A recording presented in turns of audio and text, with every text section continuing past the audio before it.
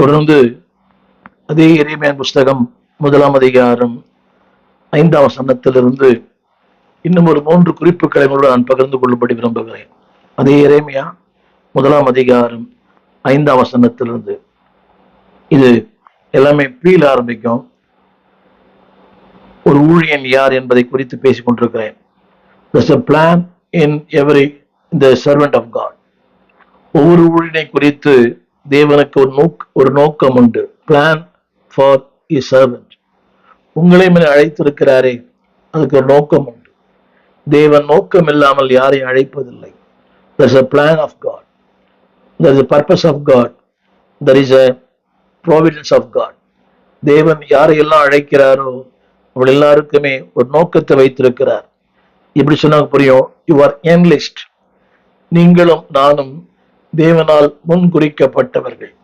நீங்க நினைக்கிறது புரியவில்லை. You are enlist. அந்த என்லிஸ்ட் என்ற வார்த்தைக்கு அந்த அவளுடைய ப்ரையாரிட்டி என்று சொல்வார்கள். என்லிஸ்ட் என்று சொன்னால் முன் குறிக்கப்பட்டவர்கள்.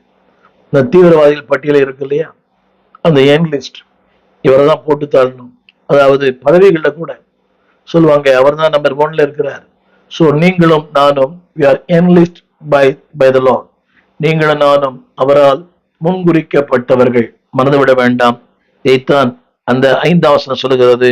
எரேமியா 1:5 you are enlisted by God. 5 வசனம் அவன் சொல்லுகிறார், நான் உன்னை அறிந்தேன், உன்னை பரிசுத்தம் பண்ணினேன். இன்னொரு வாழ்வில் you are enlisted by God. தேவனால் நீங்களும் நான் முன்குறிக்கப்பட்டவர். உங்களை கொண்டு என்ன செய்ய வேண்டும்? ஒரு மருத்துவ போகிறோம். நம் வியாதி நீங்க சில பிரிஸ்கிரிப்ஷன் எழுதி கொடுக்கிறார். அதை நாம் உட்கொள்ளும் போது வியாதிகள் மாறுகிறது. So God has a prescription. இன்னைக்கு அநேக ஊழியர்களுக்கு பிரிஸ்கிரிப்ஷனே இல்லை. ஏதோ ஊழியம் செய்ய வேண்டும், எதையாகிலும் செய்ய வேண்டும், இல்லை.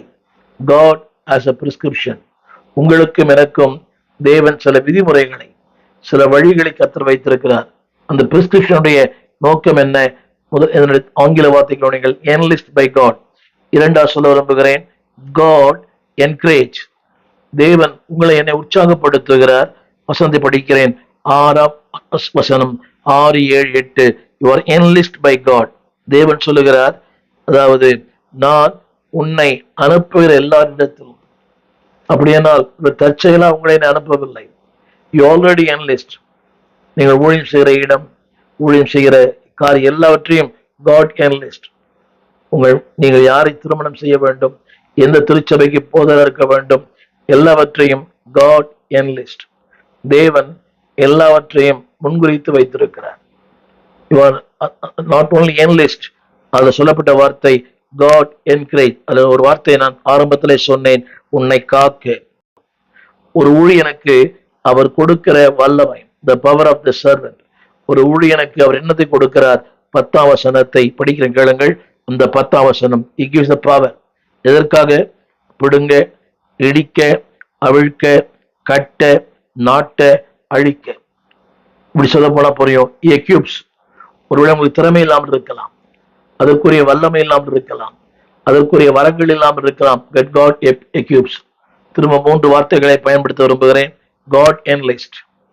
தேவன் உங்களை முன்குறித்திருக்கிறார். 2வது God encourage. உங்களை அந்த சோர்ந்து போன நேரங்களிலே, இலக்கரித்து போன நேரங்களிலே, ஒன்றுமில்லாத நேரங்களிலே God encourage. 3 சொல்ல விரும்புகிறேன். God equips. தேவன் உங்களை என்னையும் அன்பர்களே பக்குவப்படுத்துகிறார். உங்களுக்கு என்ன தேவையை தருகிறார். அதுதான் சொன்னேன். இந்த பவர் ஒரு 3 plan of God, the prescription of God, the power of God. தேவனுடைய வல்லமை. ஒரு சின்ன பிள்ளையா இருக்கலாம், எளிமையான தோற்றம் இருக்கலாம், ஒன்றும் தெரியாத நபரா இருக்கலாம். God has a power. அவர் என்ன செய்கிறார்? He equips. உன்னை ஒவ்வொரு நாளும் உன்னை உருவாக்குகிறார். உனக்கு என்ன தேவையோ அதை தருகிறார். தொடர்ந்து அதே எரேமியா புஸ்தகம் 17 19 வரை அன்பார்களே, ஒரு ஊழியன் எப்படி இருக்க வேண்டும்? 17ஆம் வசனத்துல அவர் சொல்கிறார், ஒரு ஊழியன் யார்? 17ஆம் வசனம் அவர் சொல்ல வார்த்தை, நீங்கள் ஆகையால் நீ உன் அறையை கட்டி கொண்டு நின்று உனக்கு கட்டளிடுகிற எல்லாவற்றையும் நீ அவள் முன்பாக சொல். அவர்களுக்கு, அதாவது நீ அவர்களுக்கு முகத்துக்கு அஞ்சாதிரு. என்னுடைய முதல் குறிப்பு என்னவென்றால் அந்த 19ஆம் வசனம் அவர் சொல்லுகிறார், நான் உன்னை இன்றைக்கு 18ஆம் வசனம் அதில் சொல்லப்பட்ட வார்த்தை, அன்பானவர்களே, உன்னை அரணிப்பான பட்டணமும் இரும்பு தூணும் வெண்கலமாக்குவேன். முதல் குறிப்பு சொல்லுகிறார். அன்பானவர்களே, ஒரு ஊழியன் யார்? ஒரு ஊழியன் என்பவன் is a man of responsibility. அன்பானவர்களே, உங்களை என்னையும் ஒரு பொறுப்புள்ள ஊழியனை கர்த்தர் வைத்திருக்கிறார். பொறுப்பற்ற ஊழியர், that's a responsibility for you and for me. உங்களுக்கு எனக்கு ஒரு பொறுப்பு இருக்கிறது. அந்த பொறுப்பு என்ன? அந்த வசனம் சொல்லுகிறது, நான் உனக்கு கட்டளை இடுகிற யாவையும் அவளுக்கு சொல். அதுதான் பொறுப்பு.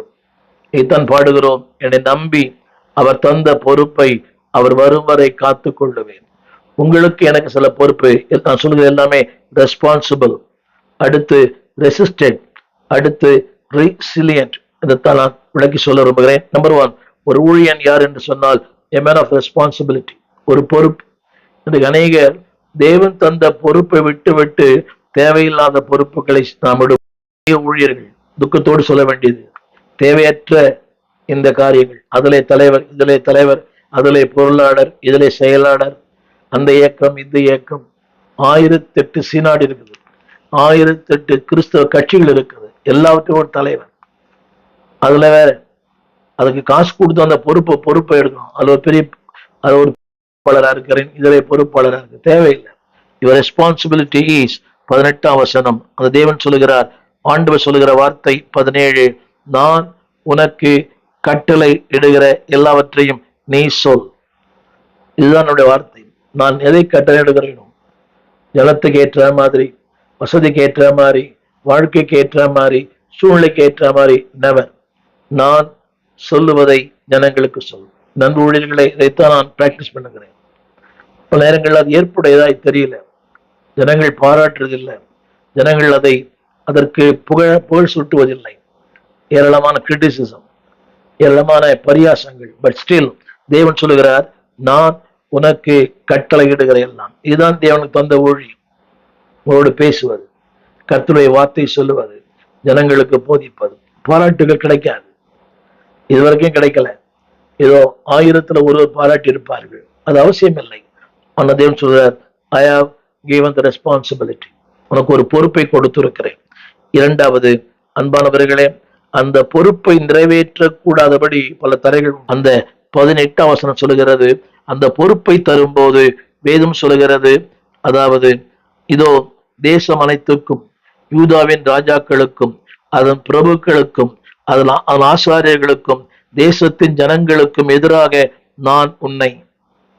அப்படியானால் இந்த பொறுப்பை தந்தவர் அந்த பொறுப்போடு கூட நமக்கு எதிரான பல நம்ம அந்த பொறுப்பை நம்ம ஏற்றுக்கொள்ளும் போது there are some enemies, there are some resistance. நான் படிக்கிறேன், கேளுங்கள் அந்த வார்த்தையை. யாரெல்லாம் நமக்கு எதிராக இருக்கிறார்கள்? அதாவது யூதாவின் ராஜாக்கள், பிரபுக்கள், ஆசாரியர்கள், தேசத்தின் ஜனங்களுக்கும் எதிராக நான் உன்னை இன்றைய தினம். அப்படின்னா there are so many resistance. ஒரு ஊழியனுக்கு எதிரி அவன் குடும்பம் தான். சில குடும்ப மனைவி எதிரி, பிள்ளைகள் எதிரி, அந்த சபையார் எதிரி, அந்த கமிட்டி எதிரி தான். என்னை கேட்டுக்கொண்டு அன்பு ஊழியர்களே, தேவன் சொல்லுகிறார், தேசம் அனைத்துக்கும், யூதாக்கின் ராஜாக்களுக்கும், பிரபுக்களுக்கும், ஆசாரியர்களுக்கும், தேசத்தின் ஜனங்களுக்கும் எதிராக நான் உன்னை. அப்படியானால் அவர்கள் எல்லாருமே எதிராக இருப்பார்கள். பக்தன் பாடினார், சுற்றத்தாரும் காலத்தில் குளிர்ந்திட்டார், பற்றுள்ளோரும் பலர் பறந்திட்டார், கொள்கை கூறியே பலர் பிரிந்திட்டார், ஆனாலும் ராஜாவின் அன்பு என்னை கண்டது. இதான் இன்றைய வாழ்க்கை. நம்மை விட்டு போகிற மக்கள் ஏராளம். Always criticism, always critics. இதற்கு மத்தியிலே தேவன் சொல்லுகிறார், ஐ ஆம் வித் யூ. ஒரு ஊழியன் number 1 is a responsible man. Number 2 resistant man. எதிர்ப்புகள் உண்டு, ஏளனங்கள் உண்டு. இதைத்தான் பார்க்கிறோம். கடந்த 10 ஆண்டுகளாக ஊழியங்களுக்கு எதிராய், ஊழியனுக்கு எதிராய், ஸ்தாபனங்களுக்கு எதிராய், தனிப்பட்ட நபருக்கு எதிராய் ஆண்டவர் சொல்லுகிறார், அவர்களுக்கு எதிராக. ஆனால் எப்படி வைக்கிறாராம்? அரணிப்பான பட்டணமும் இரும்பு தூணும் வெண்கலம் அலங்கமாக்கிறேன். What excellent statement. திருமுறை நான் படிக்க விரும்புகிறேன். முடிந்தால் என்னோட நீங்களும் அதை வாசியுங்கள். இன்றை தினம், அரணிப்பான பட்டணம், இரும்புத்தூண், வெண்கல அலங்கமாக்குவேன். அன்பானதே பிள்ளையே, there are some resistance. இவர்கள் உண்டு. ஆண்டு சொன்னார், உலகத்துல உங்களுக்கு உபத்திரம் உண்டு, ஆனாலும் திறன் கொள்ளுங்கள், நான் உலகத்தை ஜெயித்தேன். இதைத்தான் அடிக்கடி நாம் யோவானில் சுவாசிக்கிறோம். there can be opposition. நிறைய பாடுகள் உண்டு, நிறைய போராட்டங்கள் உண்டு, நிறைய பிரச்சனைகள் உண்டு. என்றைக்கு இந்த வேதத்தை சுமந்தோமோ, எந்த கிறிஸ்துவனுடைய அடிச்சொல் பின்பற்ற விரும்புகிறோம், there you will have enemies, there you will have opposition. எதிராளிகள் உண்டு, எதிர்ப்புகள் உண்டு. எனவேதான் சத்துருக்களுக்கு மத்தியிலே ஒரு பந்தி, பகைவருக்கு எதிரே ஒரு பந்தி உண்டு. தேவன் சொல்கிறார், அந்த வார்த்தை கவனிங்கள். இன்றைய தினம், இன்றைய தினம் யாருக்கு விரோதமாக? தேசத்துக்கு, ராஜாக்களுக்கு, பிரபுக்களுக்கு, ஆசாரியர்களுக்கு, ஜனங்களுக்கு, அத்தனை பேரும் ஒரு கட்சி. ஆனால் நீ தரித்திருக்கிறாய். பட் அவளோடு இருக்கிறவளை பார்க்கிறோம், உன்னோடு இருக்கிறவள் அதிகம். அவங்கள பார்க்காத, ஆசாரிகளை பார்க்காதீங்க, ராஜாக்களை பார்க்காதீங்க, ஜனங்களை பார்க்காதீங்க, அதிபதிகளை பார்க்காதீங்க, தேசத்தின் மிகப்பெரிய பிரபுக்களை பார்க்காதீங்க. அழைத்த கர்த்தரை பாருங்கள். ஒரு ஊழியன் யார்? a man of responsible. ஒரு ஊழியன் யார்? a man of resistance. அவனுக்கு எதிர்ப்புகள் உண்டு, ஏளனங்கள் உண்டு. இதை நாம் வெளிப்பிரவாசிக்கிறோம். ஊழியர்களை மோசம் போக்குற இயேசபேல். எல்லா ஊழியனுக்குமே எதிராளிகள் உண்டு. எனக்கூடாது, எதிராளி இல்லாத ஊழியங்களே இல்லை. வில்லன்கள் இல்லாவிட்டால் கதாநாயகனுக்கு மதிப்பு இல்லை. தெராசம் வில்லன், வில்லிகளும் உண்டு, வில்லன்களும் உண்டு. ஆனால் தேவன் சொல்லுகிறார், நான் உன்னை அவளுக்கு முன்பாக கண்ணாடி பாத்திரம் அல்ல, இரும்பு தூண், வெண்கல அலங்கம், அரணிப்பான பட்டணம். மூன்றாவது கொஞ்சம் கடினமான வார்த்தை, resilient servant. அதாவது ஒரு ஊழியன் யார் என்றால், தேவனை மகிழ்ச்சி அடைய செய்கிறான். வாசிக்கிறேன், கேளுங்கள். ரோமர் 8ஆம் அதிகாரம் 35ஆம் வசனம். அதிலே எழுதப்பட்டிருக்கிறது. அதிலேயே 19ஆம் வசனம். 19 கவனிங்கள். யுத்தம் பண்ணுவார்கள், உன்னை மேற்கொள்ள மாட்டார்கள். ஏன் தெரியுமா?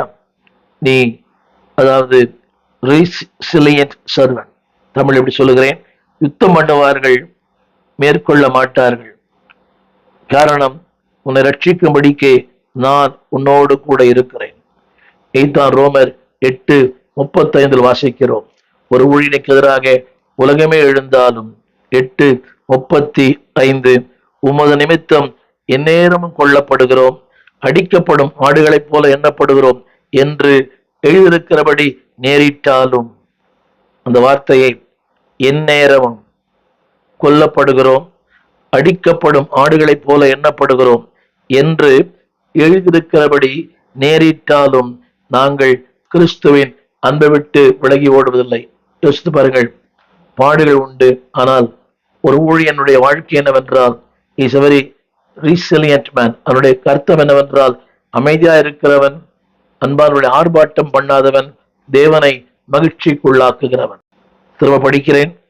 கொல்லப்படும் நேரங்கள், அடிக்கப்படுகிற நேரங்கள், நிந்திக்கப்படுகிற நேரங்கள், உபத்திரவத்தின் நேரங்கள், வியாகுலத்தின் நேரங்கள், துன்பத்தின் நேரங்கள், பசியின் நேரங்கள், நிர்வாணத்தின் நேரங்கள், நாசத்தின் நேரங்கள், பட்டயத்தின் நேரங்கள், எல்லாவற்றிலேயும் you'll be silent. You'll be silent. அமைதியா இருக்கிறவன், தேவனே மகிழ்ச்சி ஆக்குகிறவன், அவன் தான் ஊழியன். ஒரு சின்ன கேள்வி, உங்கள் நிமித்தம், என் நிமித்தம் தேவன் மகிழ்ச்சி அடைவாரா? தமிழ சொற்றொடர் நிகழ்ச்சின்னு போட்டிருக்கு. அந்த ஆங்கில சொற்றொடர் இருக்கு, நிகழ்ச்சி. உங்களை குறித்து, என்னை குறித்து நிகழ்ச்சி அடைவாரா?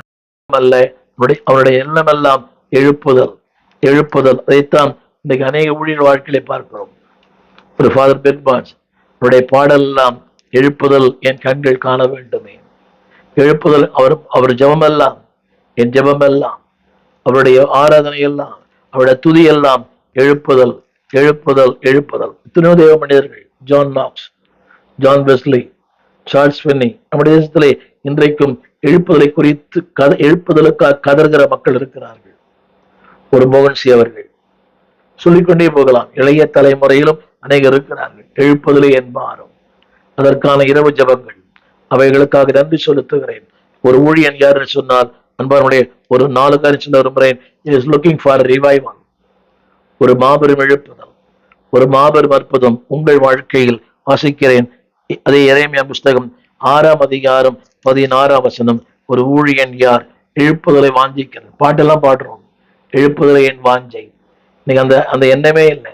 காலை முதல் மாலை வரை வெட்டி பேச்சு, ஊர் பேச்சு, பட்டிமன்றங்கள், அந்த கூடுகை இந்த கூடுகை, அதுல கமிட்டி இதுல கமிட்டி, அதுல ஆலோசனை, இதுல பேனல் மீட்டிங் தேவையில்லை. உண்மையான ஊழியனுக்கு பாரமெல்லாம் எழுப்புதல். 6ஆம் அதிகாரம் 16ஆம் வசனம் அவர் சொல்லுகிறார். 6:16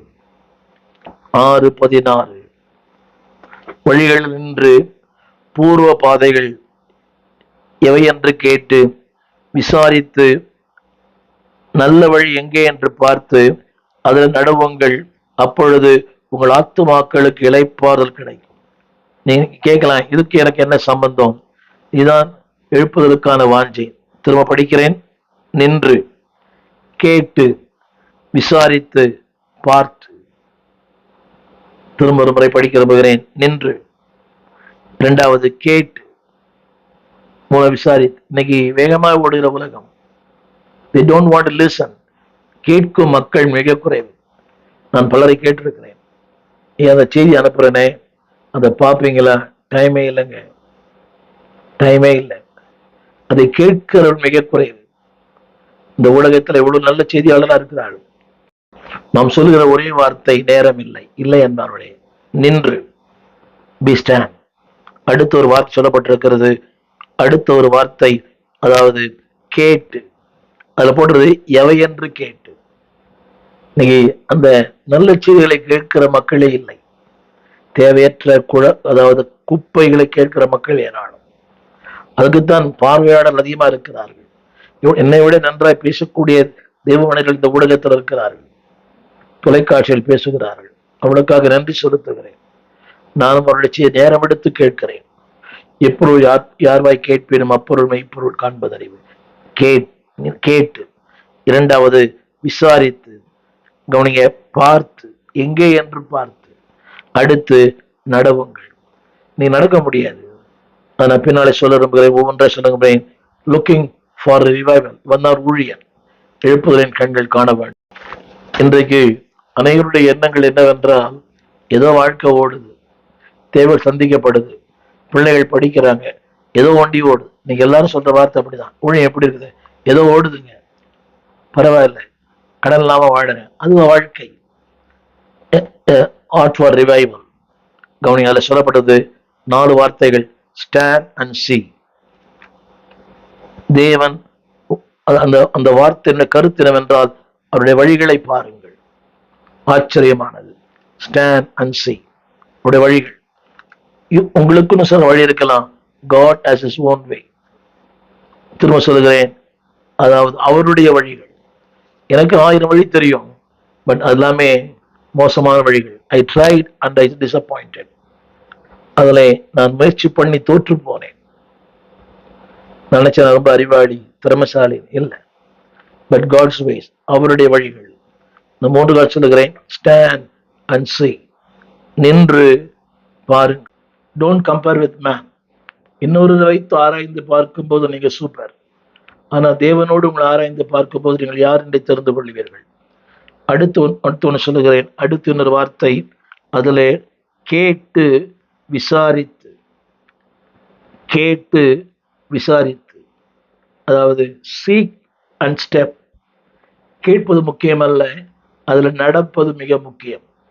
இங்கே சொல்லப்பட்ட வார்த்தை, அன்பானவர்களே, உங்களுக்கு அந்த பாதை நன்றாக இருக்கலாம், ஆனால் தேவனுக்கு சரியான பாதையா?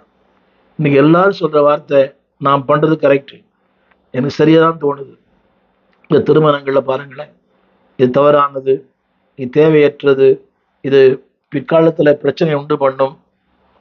ஆனா அவங்க சொல்றது எனக்கு தெரியும், நான் விசாரிச்சேன், ஜோம் பண்ண. இல்லை. திரும்ப சொல்லுகிறேன், கவனிங்கள், உங்களுக்கு அது குட் வே, ஆனால் அது காட் வேவா யோசித்து பாருங்க. நின்று கேட்டு விசாரித்து. இதைத்தான் வேதம் சொல்கிறது. மனுஷனுக்கு செம்மையாய் தோன்றுகிற வழிகளும் உண்டு, அதன் முடிவோ மரண வழிகள்.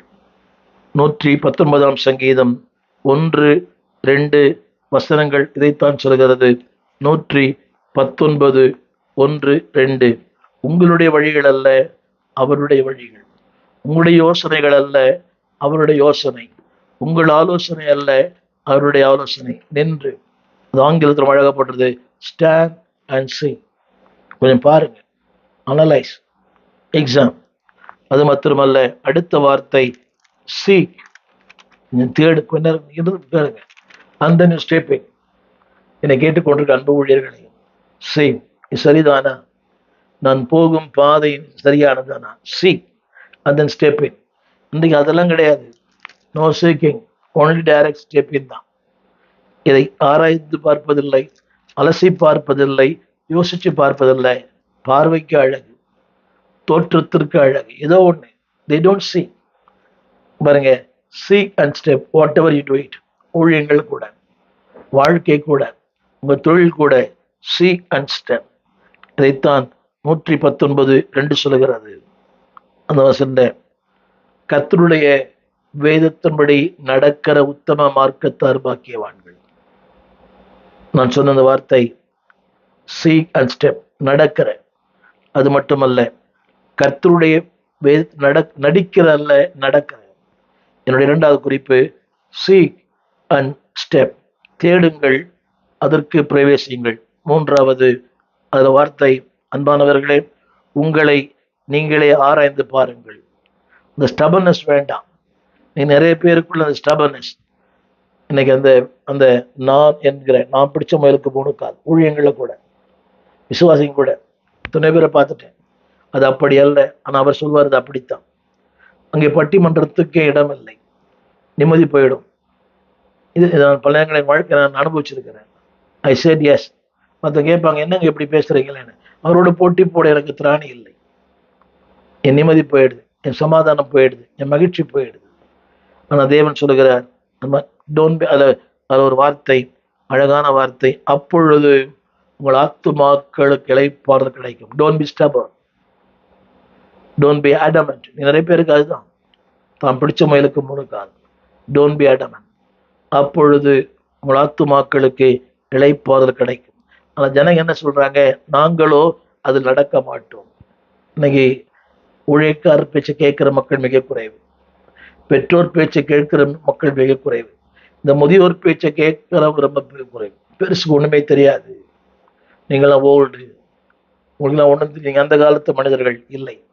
அவர் சொல்லுகிறார், அவர்களோ நாங்கள் அதில் நடக்க மாட்டோம். பிகாஸ் நாங்கள் இன்னைக்கு எல்லாமே கான்வென்ட் படிப்பு, ஆங்கில வழி கல்வி, நிறைய பட்டங்கள் இருக்குது, நிறைய கூகுள் இருக்குது. They're more brilliant. 5 வயது பையனுக்கு 25 வயதுள்ள அறிவு இருக்கிறது. 5 வயது பையனுக்கு 25 வயது உள்ள அறிவு இருக்கிறது.